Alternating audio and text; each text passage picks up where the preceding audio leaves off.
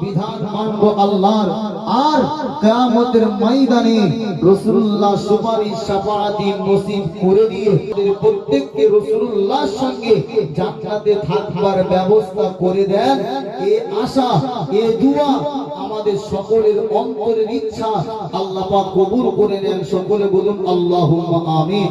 বসে যান, এখন আখিরি মুনাজাত হবে, দোয়া সঙ্গে সঙ্গে করে ওসিলা দিয়া কান্দিলে না দো মোহাওয়া মাবুদের হই ইলো দয়া কবুল করিলে দোয়া ইয়া নবী সালামু আলাইকা ইয়া রাসূল সালামু আলাইকা ইয়া হাবিব সালামু আলাইকা সালাওয়াতুল্লাহ আলাইকা নবীজির আব্বা আব্দুল্লাহ নবীজির আম্মা আমিনা নবীজির দুধমা হালিমা নবীজির রওজা মদিনা ইয়া নবী সালামু আলাইকা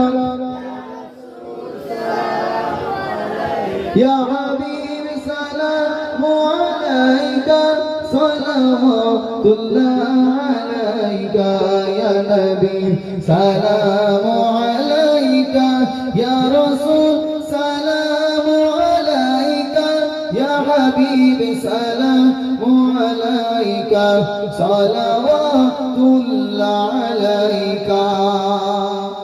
বাবাজি আমার, আপনারা সকলে এক বাক্যে জবাব দেন, আমরা গোলাম কার? আরো জোরে বলুন আল্লাহর। দাসত্ব করব কার? আল্লাহর। মুহাম্মদ